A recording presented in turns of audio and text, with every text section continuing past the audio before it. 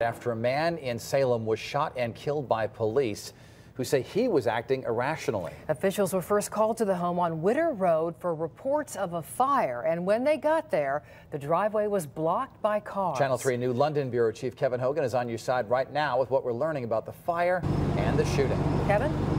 Well, Dennis and Denise, we know that there are two crime scenes being investigated right now. The first is this field right behind us. This is where 59-year-old Robert Bergeson was shot by state police last night. The other crime scene is just beyond those trees, a house that Bergeson once shared with his former wife.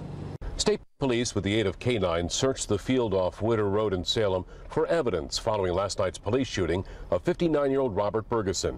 Bergeson died last night after being transported to Providence Hospital.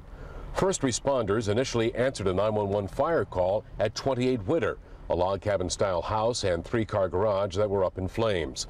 Firefighters were hampered getting access to the property because a tractor and several vehicles barricaded the driveway and the lawn.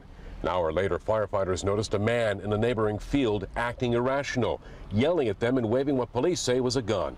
Emergency personnel were working their best to get the fire down, and they noticed that, and that was quite a surprise and quite fearful for several of them. State police approached the man and repeatedly asked him to drop the weapon.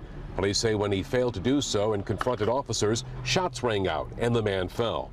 The officer responsible for the shooting is not identified and has been transferred to administrative duty until the investigation is completed.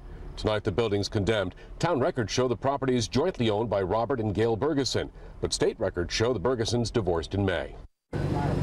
Now, we learned today that this isn't Bergeson's first time to court. Coming up in Eyewitness News at 6, when else he faced the judge. We're on your side in Salem. Kevin Hogan, Channel 3 Eyewitness News.